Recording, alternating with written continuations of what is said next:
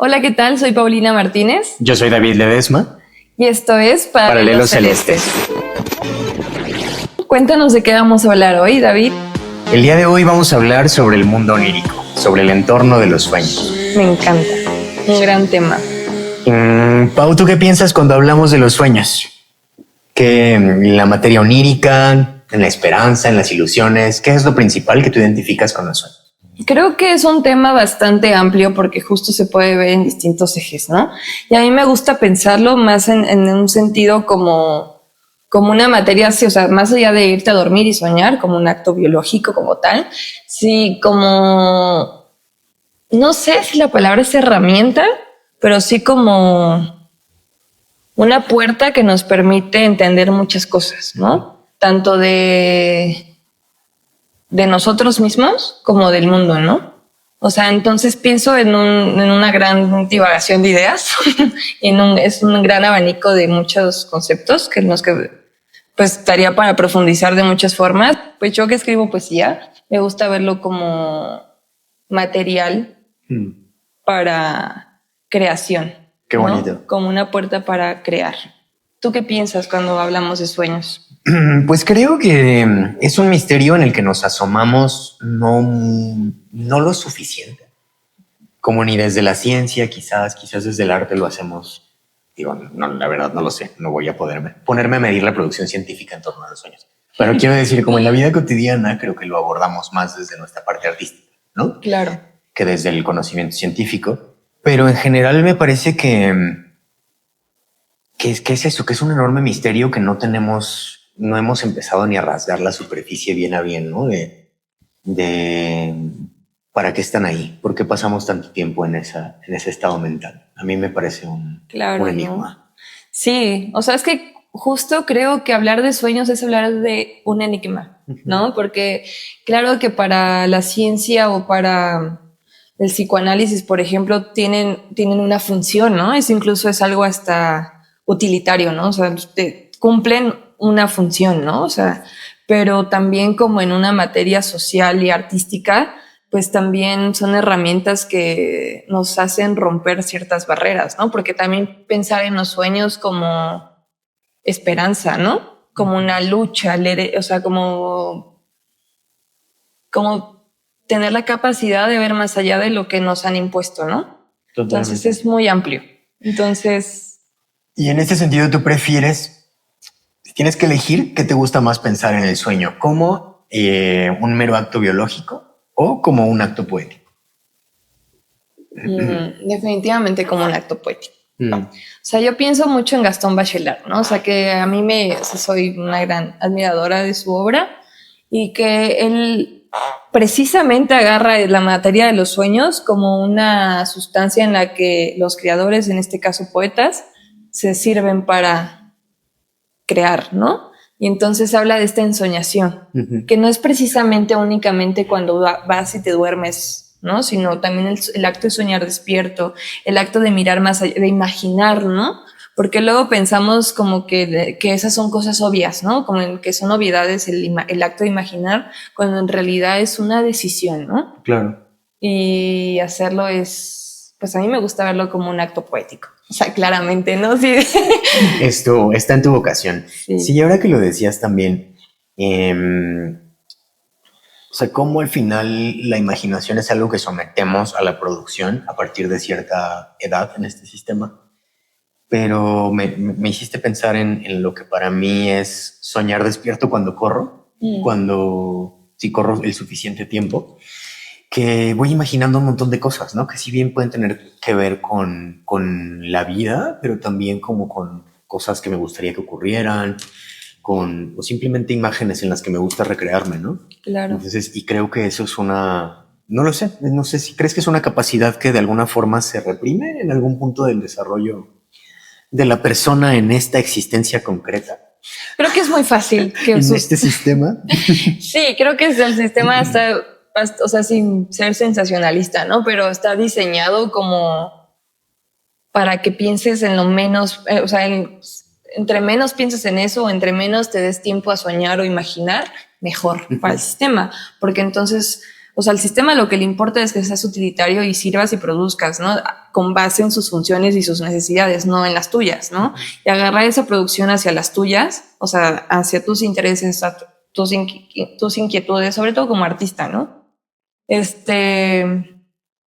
sí, yo diría que sí hay no es que esté prohibido todavía, ¿no? O sea, todavía no estamos en esa distopía tan así, ¿no? Tan tajante, ¿no? Tan cierta. Pero sí es un hecho que sí sucede, ¿no? En ese sentido, algo que siempre me intriga, ¿tú crees que una puede añorar una libertad que no conoce, que nunca ha visto a nadie ejercer, con la que simplemente ha soñado, o que si de plano no la conoces, no puedes desearla? Digo, sé que la ciencia ficción lo ha abordado desde muchos planos, ¿no? Como la idea de ir a un horizonte que desconocemos, que al final es la utopía. Claro. Pero tú, ¿cómo lo ves? ¿Crees que sí podemos añorar escenarios que no hemos visto de libertad? Es que es interesante. O sea, es muy interesante, ¿no? Porque justamente estás ahí proponiendo un montón de cosas o sea, es difícil, ¿no? Pensar en verdad podemos soñar con algo que ni siquiera conocemos o que nunca hemos visto. Yo diría que sí, ¿no? O sea, para mi respuesta rápida es claro que sí, ¿no? Tenemos la capacidad de hacerlo, hemos llegado hasta donde hemos llegado para bien y para mal, por lo mismo también, ¿no? O sea, por parte de este mismo ejercicio de soñar, ¿no? Justo pienso voy a mencionar como me acordé de este libro de Joran Petrovic, que se llama Atrás escrito por el cielo, y así, o sea, sin spoilers ni nada, se trata de unos personajes que viven en una casa, todos en la misma casa, son como 7 personajes, me parece, y todos dicen, vamos a pintar el techo de color azul, ¿no? Sí, vamos, y lo intentan, y es que no, pero es que no se parece, hasta que se dan cuenta que para que sea el mismo color azul del cielo, lo que necesitan en realidad no es pintarlo, sino quitar el techo, ¿no? Para que sea el cielo. Y entonces ese libro habla mucho de precisamente esto, ¿no? Es tan real que para que lo mires tienes que imaginarlo, ¿no? O sea, tiene esta tesis, ¿no? De que del soñar colectivamente, del crear mundos posibles a partir de tus propias aspiraciones y las en conjunto, ¿no? Y entonces en este sentido, pues sí, ¿no? Como dijiste, ¿no? La literatura lo ha abordado y en el cine también, ¿no? Y yo creo que también como en sociedad podemos, ¿no? El problema es que es más difícil, ¿no? Porque hay obstáculos más reales. O sea, sí, más monstruos reales que vencer, ¿no? Y una disuasión, ¿no? También de pronto colectiva, porque no vayas hacia cosas que solo están en tus sueños, ¿no? Claro. Que no has visto, que no has constatado, que no... O que sabemos que existen, pero eso, que no hemos palpado, ¿no? Que no hemos palpado. Sí. Sí, es complejo, ¿no? O sea, en realidad eso hasta da para una tesis, ¿no? ¿Qué crees que nos dicen los sueños sobre nosotras mismas y del mundo? Yo diría que mucho. O sea, pensándolo en estos dos sentidos, ¿no? Como en el sueño, en este acto biológico en el que el cerebro agarra imágenes cotidianas, vivencias del día al día para procesar y entonces aterrizar conceptos, ideas y, o sea, para hacer un vaciado de datos literalmente y acomodarlos. O sea, y en ese vaciado de datos, pues existe una estructuración de nuestros momentos, ¿no? De quién somos, ¿no? De lo que va construyendo nuestra identidad como personas, ¿no?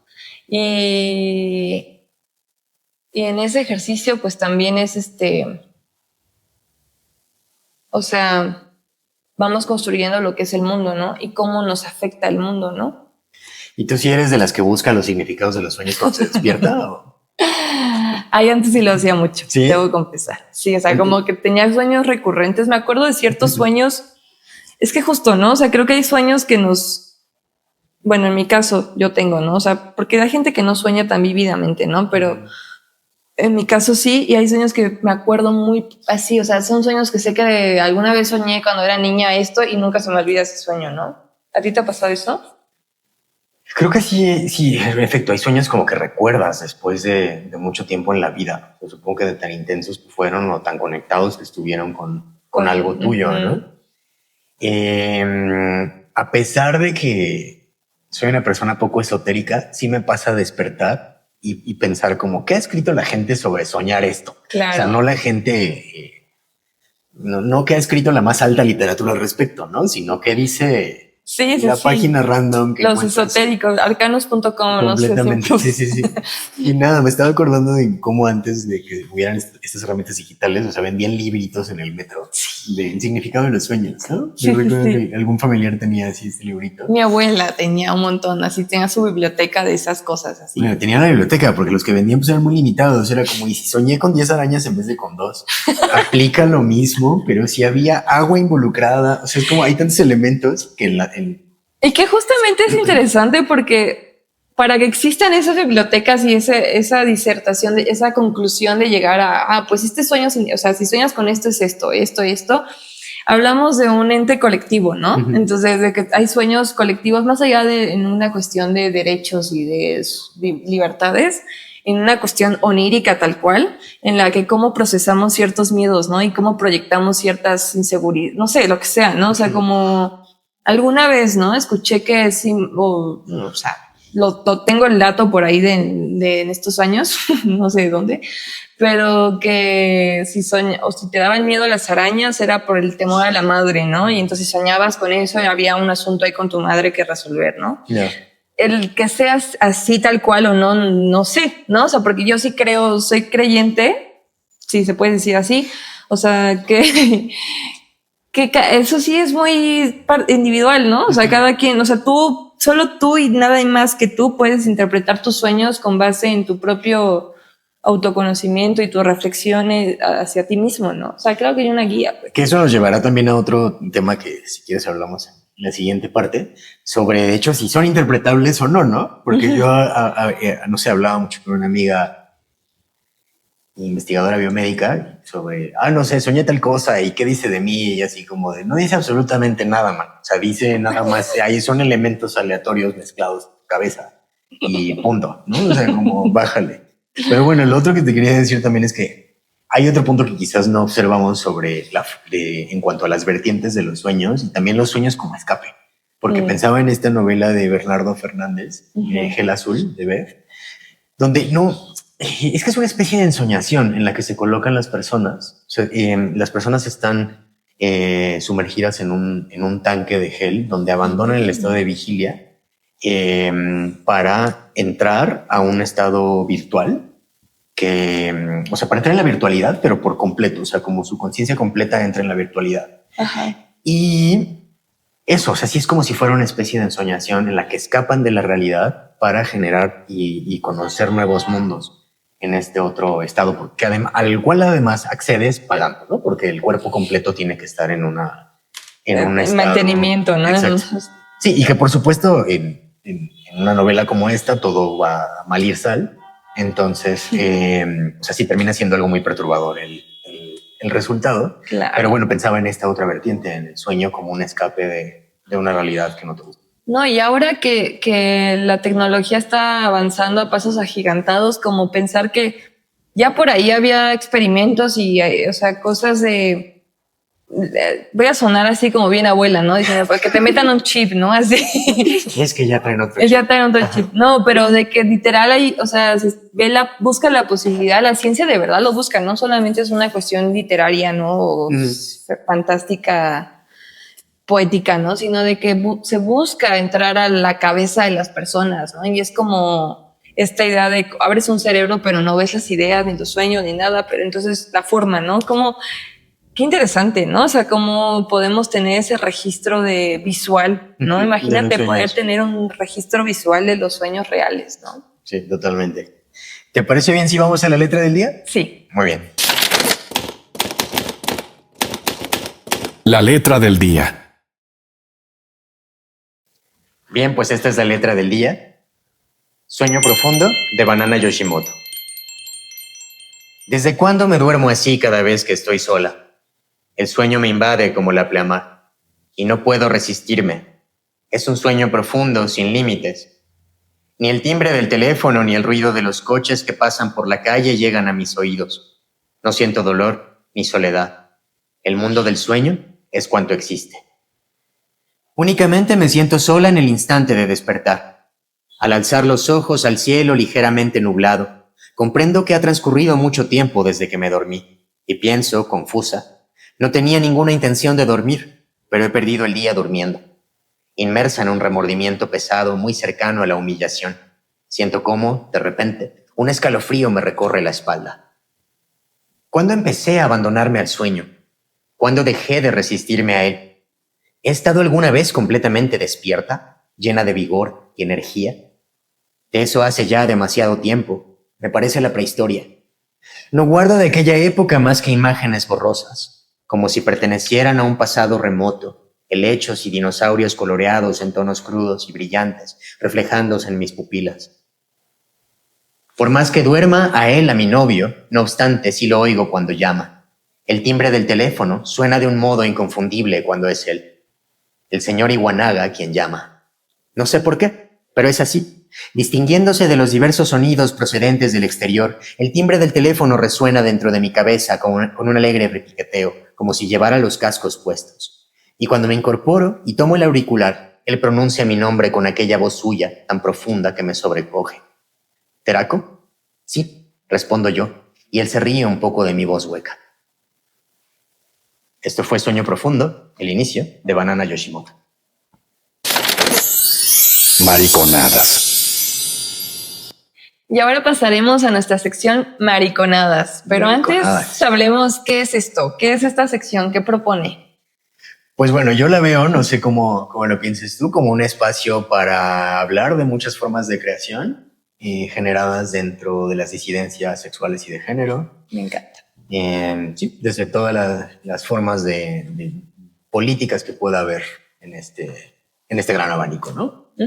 Me encanta. Y dándole pie a esta sección en este programa, cuéntanos, David, tú me contaste que elegiste un ensayo para platicar, para iniciar, darle introducción a esta sección, y pues quiero que nos cuentes qué ensayo y por qué. Pues lo encontré hace unos días y me hizo muy feliz porque es un ensayo de este filósofo Jeremy Bentham, que es uno de los fundadores del utilitarismo, que es esta corriente filosófica que postula que, es filosofía moral, donde lo que se piensa es que debe maximizarse el bien común. Todos los actos deben estar orientados a maximizar el bien común, es decir, la felicidad, el bienestar, etc.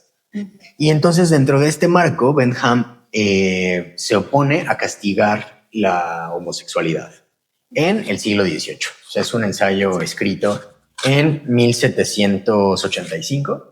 Por supuesto, si lo lees a detalle, o sea, no es como que vayas a encontrar así de, ay, o sea, este libro fue escrito, o sea, como... O sea, no, obviamente hay varias cosas que chirrían con la época, ¿no? Claro. O sea, muchas formas de referirse a la homosexualidad, muchas formas de... O sea, sobre todo el ensayo está muy orientado a la homosexualidad masculina y tiene, o sea, le dedica un párrafo a la de las mujeres.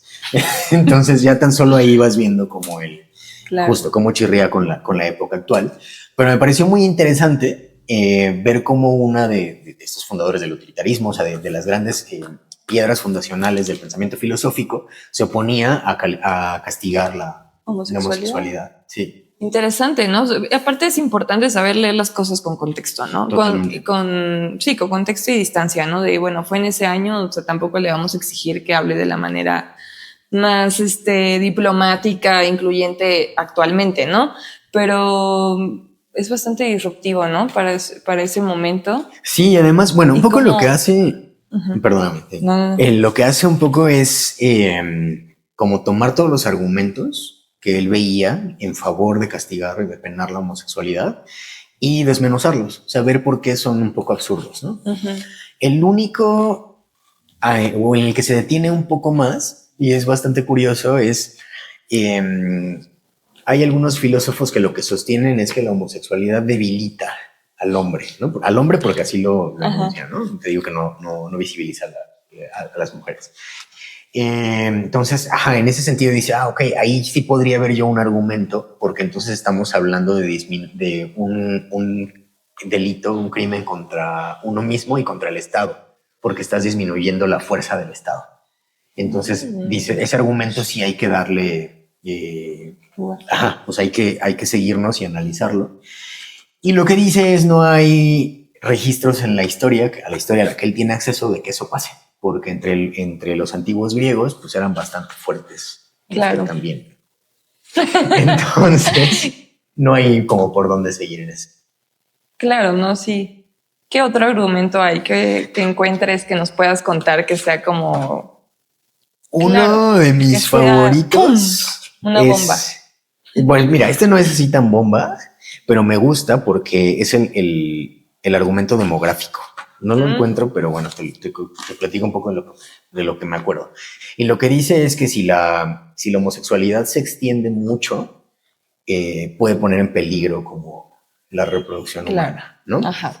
Y entonces por ahí dice algo tremendo que dice que, mira, aquí sí lo abrí en el momento. En ese sentido, o sea, si eso fuera cierto, entonces, si los homosexuales fuesen quemados vivos, los monjes, es que no lo quiero decir tal cual, pero bueno, dice que los monjes deberían tener como, o sea, ustedes léanlo, solo me pesa enunciarlo tal cual en el programa, que los monjes deberían tener el mismo castigo o más, ¿no? Porque entonces ellos también, con los votos de castidad, están no puede obstruyendo la reproducción humana ad infinitum, ¿no? Uh-huh. Entonces, y lo que dice es que en realidad es un poco absurdo pensar que la homosexualidad va a minar como la fecundidad, y hace ahí como su análisis y dice, realmente con un poquitito del impulso sexual que tienen hombres y mujeres, o sea, podría, o sea, si un poco de eso se continúa aprovechando, o sea, la fecundidad va a seguir su curso. Claro. O sea, como en realidad hay muchos obstáculos sociales para que de hecho la fecundidad no llegue a su límite máximo, ¿no? Claro, y hay muchas otras razones por las que en realidad en el futuro se teme la infertilidad y ninguna de esas tiene que ver la homosexualidad. Sí, completamente. Y además, digo, ya lo que también da ahí pie es, bueno, él desde una postura demográfica en la que lo ideal es que la fecundidad se eleve tanto como pueda, ¿no? Uh-huh. ¿Por qué? Porque en ese momento la fecundidad era muy baja, porque se morían mucho los niños al nacer por enfermedades y demás. Y mencionas que le dedicó un párrafo a las mujeres, pero que habla de las mujeres. Me da curiosidad saber. Sí, bueno, en algún punto. En ese momento alguien defensor de esto. En algún punto habla. De esto de la homosexualidad, pues. Bueno, te lo puedo leer en este momento porque es un párrafo. Sí. Lo único que dice es que cuando las mujeres se procuran placer por medio de otras mujeres, se apartan del curso normal de la naturaleza de igual modo que cuando los hombres lo hacen con otros. Mira, ni siquiera dijo mucho, nada más dijo, la primera ofensa no se castiga tanto como la segunda y parece ser sancionada en Francia, pero el Código Penal de Inglaterra no dice nada. O sea, un poco la reflexión que nos dice es, igual y ni me meto a pensar esto porque no es sancionado. Claro. Entonces, o sea, las mujeres sí pueden coger a gusto. Pues bueno. Me encanta la inauguración de esta sección, Mariconadas, y que la hayamos iniciado con este gran ensayo que ahora vamos a leer, lo voy a leer. Y pues algo más que quieras añadir a esta lectura. Pues nada, yo encontré que son estas ediciones de Tumbona que sacaron una variedad de ensayos como disruptivos, uh-huh. Como para discutir desde distintas corrientes filosóficas en torno a temas a los que consideran que justo que no le damos suficiente espacio en la plática colectiva, ¿no? Uh-huh. Entonces está bueno como para echarse un clavado en otros tomos. Muchas gracias, David. Pues esto fue Mariconadas. Momento esotérico. Pues continuamos con nuestro momento esotérico. Oniromancia, interpretación de los sueños como práctica adivinatoria y mágica. Si sueñas que alguien te persigue, pregúntate, ¿ya pagaste tus deudas con el SAT? Seguramente esa sombra que acecha no es otra cosa más que el IVA. Recuerda acudir a tu contador de confianza y no permitas que la realidad te devore. ¿Has soñado que vuelas? Bueno, no es para preocuparte, pero sí para que tal vez consideres disminuir tu consumo de leguminosas de difícil digestión, como el frijol y la lenteja. Antes de que te coloquen en órbita junto a millonarios y celebridades que se hospedan en los últimos hoteles interespaciales, propiedad de Elon Musk, o termines haciéndole compañía a los globos que traen consigo las cartas de los Reyes Magos. Últimamente has soñado con gatitos que bailan el último hit de reggaetón y con malteadas de circuitos en vez de chispas de chocolate como topping. No te preocupes, se trata de la nueva actualización que está haciendo Meta. ¿Que cómo es que accedieron a tu cerebro? Tú mismo decidiste aceptar en términos y condiciones hace poco menos de un año, cuando ajustaron las normas. Pronto habrá cambios importantes y podrás comprar tus sueños de preferencia mientras duermes. Increíble, ¿no? Por no decir aterrador. Si sueñas que estás desnudo en público, cuidado, tus emociones y sentimientos están siendo vulnerados por aquella persona que parece receta médica porque contesta cada 12 horas. Y este fue nuestro momento esotérico.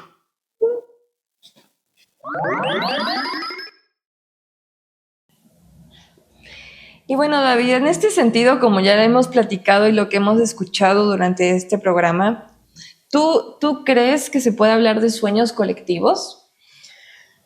Yo creo que sí, en los dos sentidos, ¿no? Tanto en lo que proyectamos en la noche, o a la hora que duermas, no quiero imponer un horario, como por supuesto en el sentido de la esperanza, ¿no? Un poco en el primer sentido, pues pensando que posiblemente haya elementos biológicos, no sé, que nos hagan justo acudir a las mismas imágenes, ¿no? O esta teoría de Jung que después se retoma en El camino del héroe y El camino del escritor, ¿no? Como de que hay ciertos arquetipos a los que recurrimos para explicarnos cosas, ¿no? Que el hecho de formar historias es algo inherente, no sé si a la especie, a ciertas sociedades, etcétera, pero que es algo compartido, ¿no? ¿Tú qué piensas? ¿Si hay sueños colectivos? Sí, claro, por supuesto que sí. O sea, y esta parte que dices, ¿no? El mundo simbólico, ¿no? De que hay cosas que inherentemente están en nosotros y en nuestra construcción social, ¿no? Porque en este sentido también me hace pensar en lo siguiente que te quería preguntar, que es como, piensas, o sea, bueno, a ver, te lo pregunto primero y después comento lo que quiero comentar, porque si no me hago bolas. ¿Crees que los sueños, en este sentido que hablamos, de que hay símbolos, cosas constantemente repitiéndose a lo largo de nuestra historia como humanos, que anticipan el futuro o que hablan del pasado, o cómo funcionan, ¿no? O sea, como en un sentido, bueno, en varios sentidos. Sí, yo creo que, o sea, como yo soy muy renuente a esos esoterismos, ¿no? A pensar que hay futuro en ello. Sin embargo, me gusta muchísimo la literatura que lo toma como un elemento serio, ¿no? Como hay premoniciones y hay un destino del que no puedes escapar, ¿no? Que bueno, eso viene desde Grecia, ¿no? O sea, como el pensar que hay un destino que se manifiesta, ya sea un oráculo en los sueños y del que no vas a poder irte, hagas lo que hagas, ¿no? O sea, me gusta esa idea del destino, pero ya en mi día a día, la verdad es que mi esoterismo no llega tanto como para pensar que en los sueños hay futuro. Entonces puedo pensar más que hay pasado y que hay deseos y que hay temores.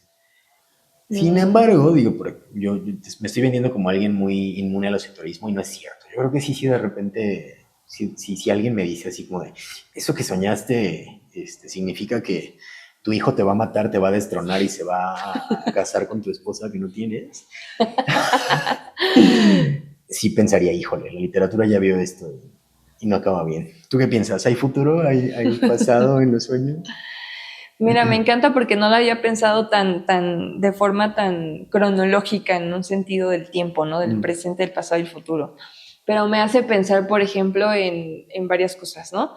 Hay un libro de Jack London que se llama Antes de Adán, que de hecho lo cita Bachelard para ejemplificarle el sueño de la caída, ¿no? Entonces, en ese libro este autor propone hablar de los sueños como un vestigio de nuestra prehistoria, ¿no? De nuestros antepasados.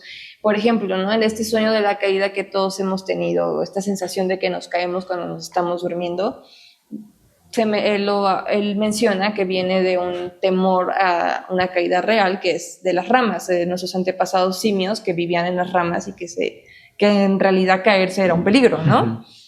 Y y a mí eso me hizo pensar, como en El varón rampante de Italo Calvino, que el personaje de Cosimo en este libro es un niño que se enoja, es un berrinche por X razón, o sea, no es relevante eso realmente, y va y se sube a los árboles y nunca vuelve a bajar, ¿no? Entonces es como, o sea, en una comparación, Jack London lo habla como en este pasado, ¿no? Sí. En esta cosa de nuestros ancestros hablándonos a través de nuestros sueños, ¿no? Del inconsciente colectivo, Ajá, ¿no? El inconsciente colectivo, los temores inconscientes que habitan en todos, ¿no? De alguna u otra forma, ¿no? Y en Italo Calvino lo habla como una esperanza, ¿no? Como un hacia el futuro, ¿no? Aunque Italo Calvino no habla precisamente de sueños como tal, o sea, no se mete en la materia onírica, aunque en realidad su escritura es bastante como ensoñadora, se podría decir. Pues pienso en eso, ¿no? Y pienso como también en el psicoanálisis, cómo se habla de que además de que ser un procesamiento de datos, los sueños funcionan de manera premonitoria quizá, en un sentido que nos van dibujando, nos van dando pistas. Porque yo sí creo, Sí. yo sí creo que hay algo que pasa y que quizá no está muy bien, o no, en este momento no cuento con los elementos completos para decir así es, ¿no? Pero el tiempo es como, no lo pienso como algo lineal, ¿no? Entonces hay cosas que luego siento que hacemos que quizá no tienen sentido en un presente tal cual, pero lo va pasando, se va desenvolviendo tu narrativa y dices, ay, hice esto por esto, ¿no? Y eso trasciende el tema de los sueños, pero también tiene que ver, ¿no? Esa es mi forma de verlo. Sin golpear el micrófono, Sí, por favor. perdón. Esa es mi forma de verlo, pero también me gusta, o sea, como más allá de lo esotérico, de lo que significan los sueños, que creo que claro que hay un hilo que sí une los puntos en común, pero no es precisamente tal cual así. Yo creo que podemos descubrir, o sea, por lo que hablábamos antes, podemos descubrir quiénes somos a través de lo que soñamos, porque como dijiste, ¿no? O sea, están ahí también nuestros anhelos, ¿no? Y los anhelos que hacen más que dibujarnos hacia un futuro que soñamos, ¿no? Y a veces sí se cumplen, ¿no?